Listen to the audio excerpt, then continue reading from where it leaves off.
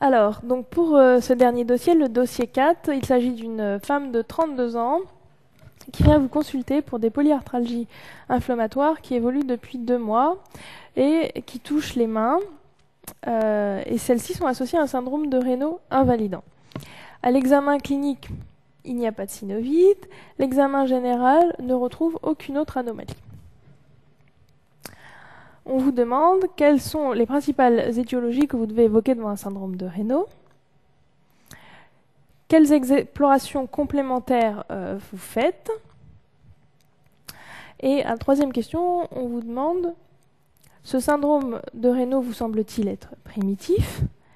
Et quels sont les critères qui sont nécessaires pour conclure à un syndrome de Raynaud primitif? Ensuite, dans la deuxième partie, vous revoyez votre patiente 3 semaines plus tard avec les examens que vous lui avez prescrits à la question 2. Sont apparues entre-temps des lésions cutanées érythémateuses des 2 joues.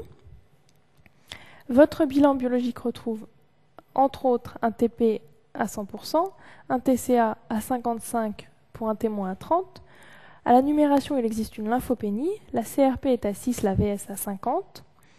Les facteurs antinucléaires sont positifs à 1 1600e, de type homogène, et le facteur rhumatoïde est négatif. Quel est alors votre diagnostic justifié? Sur quels arguments? À la question 5, on vous demande comment vous complétez votre bilan biologique. Et à la question 6, vous décidez d'introduire un traitement par plaquenil et Voltaren. Quelle est la surveillance que vous préconisez? Ensuite, vous la revoyez 1 an et demi plus tard, en consultation. Elle a entre-temps essayé d'avoir un enfant, mais elle a fait 2 fausses couches. Elle revient vous voir parce qu'elle est un peu fatiguée depuis quelques semaines et que la veille, elle a ressenti une vive douleur thoracique. À l'examen clinique, la tension artérielle est à 13,7, la fréquence cardiaque est à 110 par minute, la température à 37,4 et vous ne voyez pas d'autres anomalies. On vous demande quelles étiologies vous devez évoquer devant cette douleur thoracique et on vous demande de préciser quelle est la plus probable. Ensuite, à quelle pathologie associée à cette maladie pensez-vous? Et quelle en est la définition?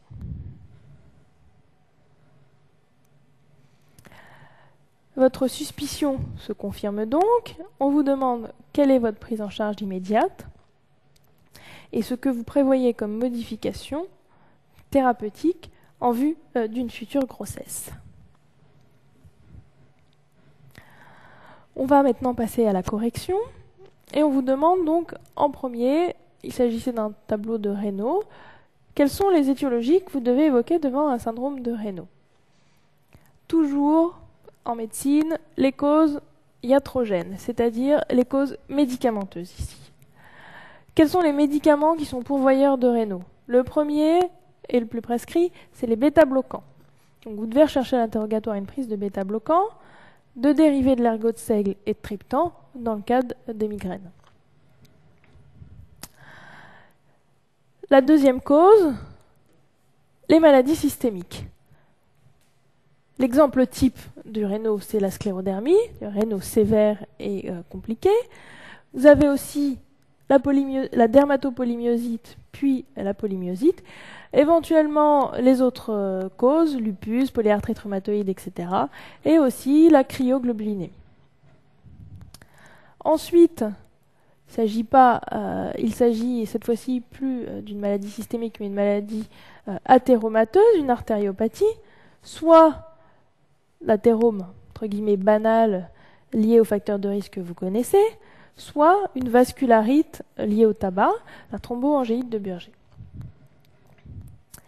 Enfin, une cause traumatique, avec l'exemple type de description de la maladie des engins vibrants, ou chez les carleurs, le syndrome du marteau hypoténare. Enfin, comme on va le voir à la question d'après, les causes qu'on appelle idiopathiques, c'est-à-dire les causes sans cause. Et ça doit bien sûr rester un diagnostic d'élimination après avoir recherché les causes iatrogènes et les maladies des vaisseaux. Donc, quelles explorations vous faites avant d'éventuellement conclure qu'il s'agit d'un réno primitif? Vous devez rechercher une étiologie de façon systématique devant un réno d'apparition récente. Si vous avez un réno qui date depuis l'enfance, que la mère a un réno, que la sœur a un réno, vous êtes un peu rassuré. Mais là, vous avez un réno d'apparition récente associé ou non à d'autres signes, ça doit vous faire rechercher forcément une étiologie secondaire. Qu'est-ce que vous préconisez? NUM-VS, recherche de syndrome inflammatoire, facteurs antinucléaires, en particulier pour anti-SCL et anti-centromère, qui sont les anticorps des sclérodermies, donc sclérodermie cutanée diffuse et cutanée limitée ou ancien CREST.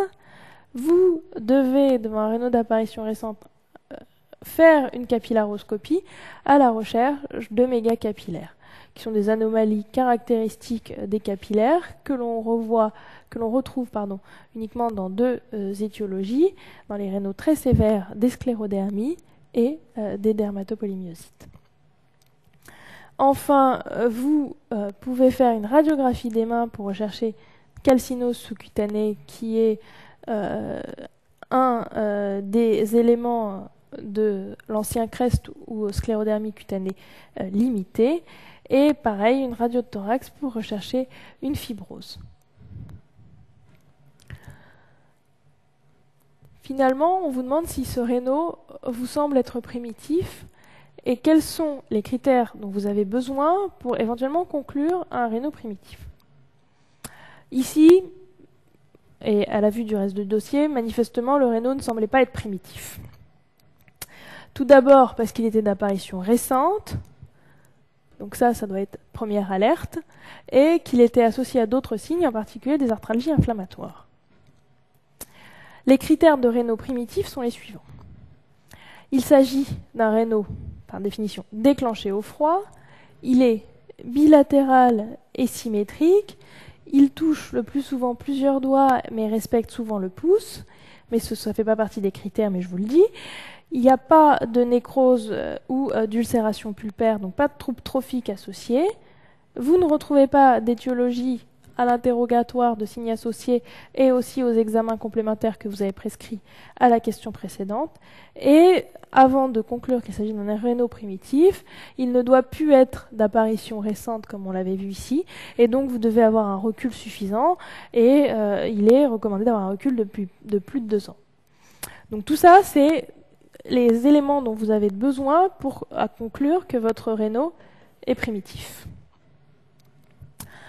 Donc, vous revoyez votre patiente 3 semaines plus tard avec son bilan et sont apparues des lésions érythémateuses des 2 joues. On a vu un TCA à 55 pour 30, une lymphopénie, une VSA 40 et des facteurs antinucléaires. Quel est votre diagnostic? Justifié. Le diagnostic ici, le plus probable, était celui de lupus érythémateux systémique. Pourquoi? Il s'agit d'une femme jeune, c'est le terrain de prédilection du lupus. La clinique associée des polyarthralgies inflammatoires, un réno d'apparition récente et des signes cutanés évocateurs avec la localisation typique en loup qui vaut le nom de lupus à cette maladie, c'est-à-dire au niveau des 2 joues. Enfin, sur le plan biologique, vous aviez une lymphopénie, un syndrome inflammatoire avec VS élevé, mais une CRP normale, et enfin des FAN positives avec une fluorescence homogène, c'est la fluorescence qu'on retrouve dans les anti-DNA. On vous demande comment vous complétez votre bilan biologique. Là, vous êtes devant un lupus au moins cutanéo-articulaire. Confirmez votre diagnostic de lupus. Faire le dosage des anti-DNA natifs, faire un dosage du complément C3, C4, CH50 pour voir s'il existe une consommation du complément, qui est un critère d'activité de la maladie, et faire aussi des anticorps anti-ECT. Il y a fréquemment d'autres anticorps associés aux anti-DNA, type anti-SM ou anti-SSA, SSB ou autres. Ensuite, une fois que votre diagnostic est fait sur la présence des anti-DNA le plus souvent, vous recherchez des complications. Est-ce qu'il y a un syndrome des antiphospholipides associé? Donc vous recherchez des antiphospholipides, les anti-bêta-2-GP1 et les antiprothrombinases. Vous recherchez s'il y a une atteinte rénale, donc créate pour une insuffisance rénale, ECBU pour l'hématurie, protéinurie, et au minimum une bandelette urinaire. Une complication cardiaque, c'est bien d'avoir un ECG de base, et enfin, éventuellement, un Coombs, qui n'est pas systématique, que je n'ai pas coté ici. Et par ailleurs, dans le cadre des maladies inflammatoires, que ce soit dans les dossiers de rhumato, de médecine interne, vous devez penser à rechercher des facteurs de risque cardiovasculaire, parce que les maladies inflammatoires au long cours sont associées avec un surrisque de mortalité cardiovasculaire lié très probablement au syndrome inflammatoire lui-même, mais aussi à ses traitements et en particulier la corticothérapie. Donc, si vous pouvez caser dans vos dossiers rhumatisme inflammatoire et maladie systémique, bilan lipédique et glycémie à jeun, on ne pourra pas vous le reprocher. Ensuite, vous décidez d'introduire le traitement par Plaquenil et Voltaren. Quelle surveillance préconisez-vous? On l'a déjà vu à plusieurs reprises sur des dossiers. Quand vous avez une maladie chronique, vous devez faire 1. Le suivi de la maladie, 2. Le suivi des traitements. Pour le suivi de la maladie, qu'est-ce qu'on fait? Surveillance clinique, toujours, état général, température, poids. Ici, vous avez un lupus avec des signes cutanés, donc examen cutané. Auscultation cardiaque, parce que vous savez qu'il y a des complications cardiaques, en particulier des endocardites de type Lehmann-Sachs, et une bandelette urinaire fondamentale à la recherche d'une atteinte rénale, qui est quand même une des complications les plus fréquentes de cette maladie. Suivi biologique, paramètres de l'inflammation, énumération, recherche de l'atteinte rénale, qui vous devez toujours avoir en tête, facteurs antinucléaires, anti-DNA et compléments, savoir si les anti-DNA sont élevés et le complément bas, qui sont des signes d'activité du lupus.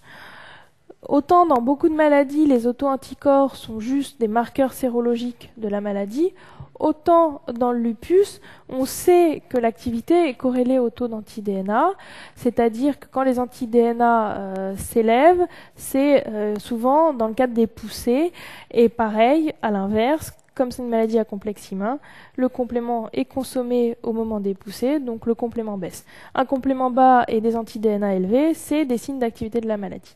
Donc, autant dans plein de maladies, il n'y a aucun intérêt, par exemple dans le Sjögren, à doser les anti-SSA, SSB au moment des consultations de suivi, autant dans le lupus, les anti-DNA ont eux-mêmes un caractère pronostique, un caractère pour détecter l'activité de la maladie.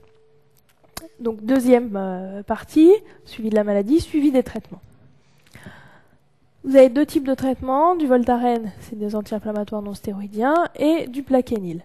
Donc pour la surveillance clinique, épigastralgie et tension artérielle, parce que les 2 principales complications des anti-inflammatoires, c'est les ulcères et le risque cardiovasculaire, en particulier lié à des hypertensions artérielles. Et pour le Plaquenil, l'interrogatoire sur d'éventuels troubles visuels, bien qu'il faille détecter les problèmes visuels avant qu'il y ait des problèmes cliniques. Ensuite, pour le Plaquenil, surveillance oculaire. On a dit qu'il fallait détecter ces problèmes visuels avant qu'ils aient un retentissement clinique. Le problème du Plaquenil, c'est le risque de rétinopathie aux antipaludéens de synthèse. Ce risque est somme toute faible, mais il nécessite, du fait du risque de cécité, de prendre certaines précautions. Avant l'initiation d'un traitement par Plaquenil, vous devez faire champ visuel, vision des couleurs, plus ou moins électrorétinogramme, ça dépend des équipes, mais il faut au moins champ visuel et vision des couleurs pour pouvoir normalement débuter un traitement par Plaquenil.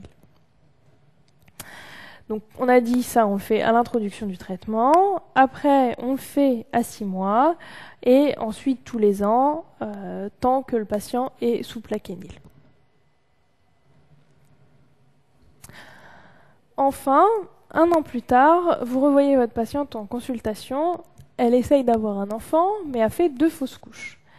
Elle revient vous voir parce qu'elle est un peu fatiguée, qu'elle a une douleur thoracique. Vous avez ça comme paramètre clinique, une tension artérielle 13,7, une fréquence cardiaque à 110 par minute, une température à 37,4, pas d'autres anomalies. Quelles étiologies évoquées devant cette douleur thoracique dans le contexte de votre patiente lupique? Le premier diagnostic à évoquer ici, c'était l'embolie pulmonaire. C'est effectivement le plus probable. Le deuxième, dans le contexte du lupus et d'une douleur thoracique sans grand retentissement, c'est la pleurésie ou la péricardite, donc les épanchements des séreuses. Et enfin, de façon très peu probable, qui fait que je ne l'ai pas coté, une éventuelle pneumopathie. Il n'y a pas de fièvre, ça n'a pas l'air d'être ça. Pourquoi l'embolie pulmonaire était la plus probable? Parce que les fausses couches doivent vous faire évoquer une complication thrombotique possible, qu'on verra à la question suivante, et parce que sur la seule anomalie que vous aviez à l'examen clinique, c'était ici une tachycardie. Et c'est parfois le seul signe d'embolie pulmonaire, avec ou sans la douleur thoracique et cette sensation de malaise.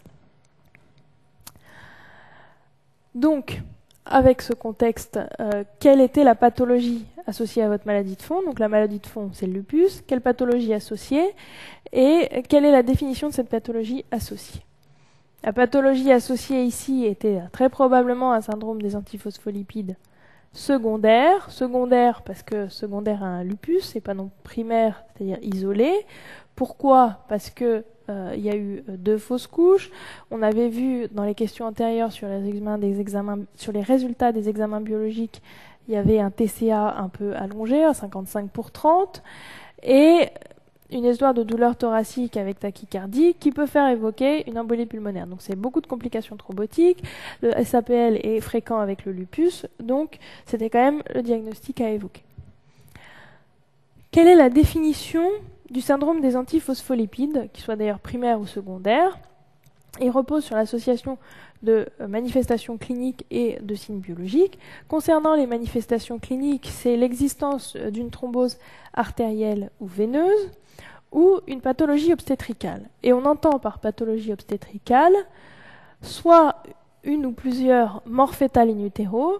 On parle de mort fétale in utero après 10 semaines de gestation ou 12 semaines d'aménorrhée, soit une ou plusieurs naissances d'enfants prématurés en rapport avec prééclampsie, éclampsie ou insuffisance utéroplacentaire, ou encore 3 fausses couches ou plus spontanées précoces, c'est-à-dire inférieures à 10 semaines de gestation ou 12 semaines d'aménorrhée sans cause évidente.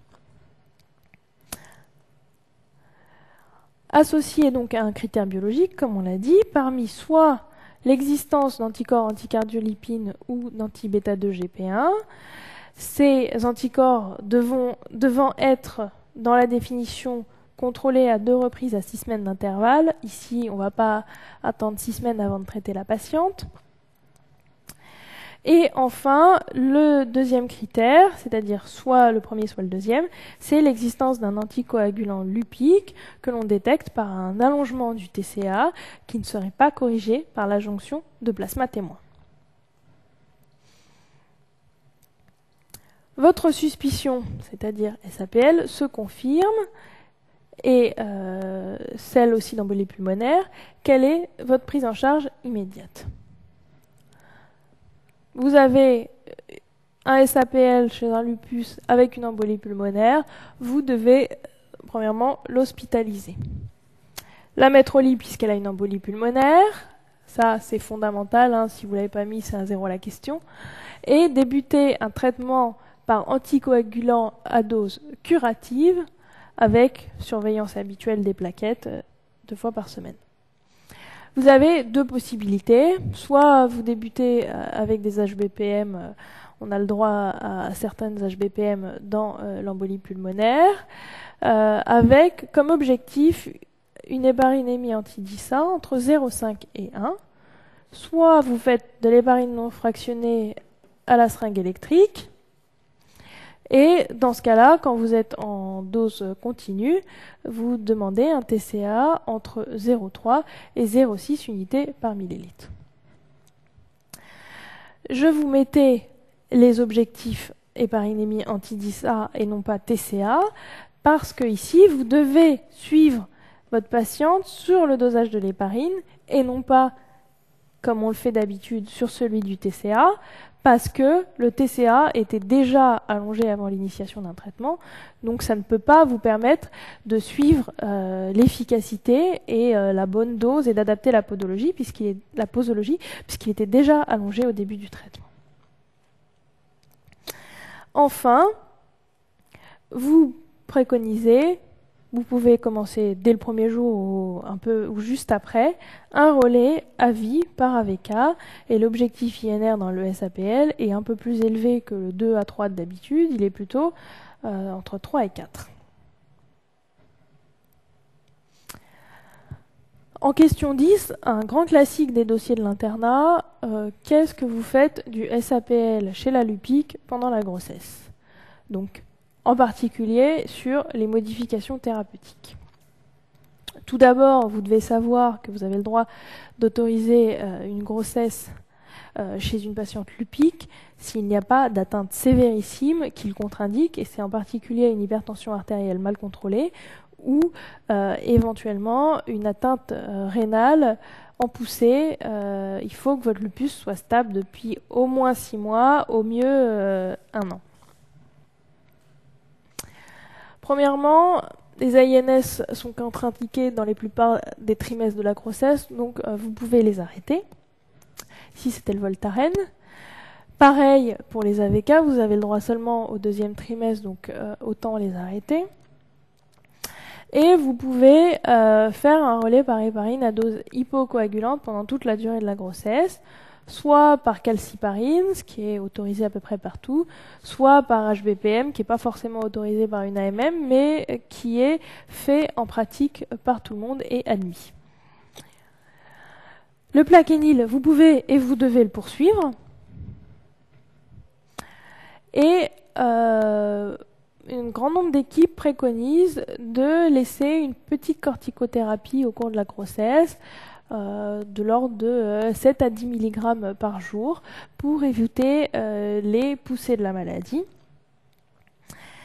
Et puisqu'il y a un SAPL ici, préconiser un traitement antiagrégant plaquettaire.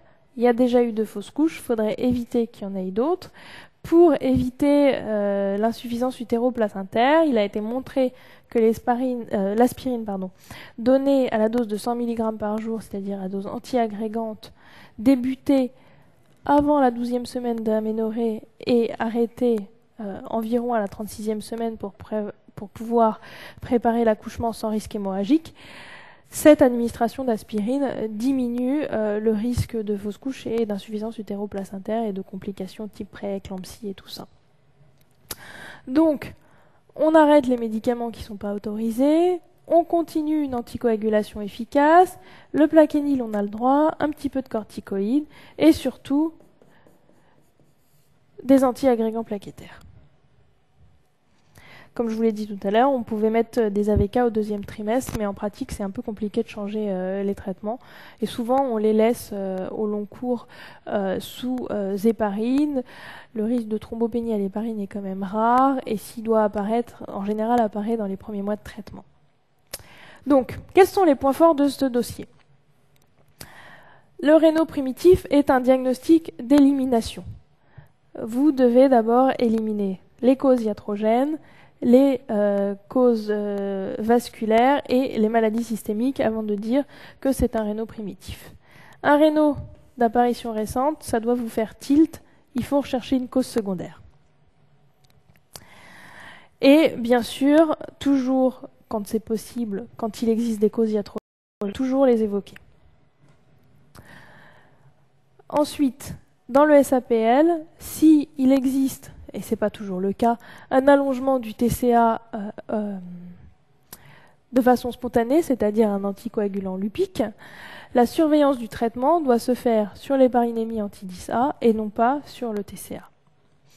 Enfin, la dernière question, là, lupus et grossesse, c'est un grand classique des dossiers de l'internat et vous devez savoir comment gérer la crise. Donc voilà, on en a terminé avec cette conférence de tour de printemps de D4. Comme vous avez pu le remarquer, ces dossiers étaient à orientation médecine interne et rhumato, qui sont mes spécialités de prédilection. J'espère que la variété vous aura plu. Et j'ai voulu faire ces dossiers, pareil que les autres confs que je vous avais déjà faites, parce qu'il y a toujours à l'internat un dossier de rhumato ou de médecine interne. Vous pouvez regarder tous les ans, il y a un truc qui tombe. Donc, il ne faut pas laisser de côté ces spécialités.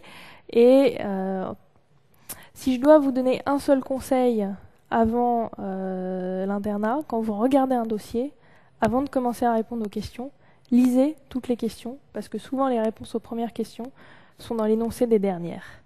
Donc voilà. Bon courage pour la suite, et puis c'est la dernière ligne droite. Au revoir.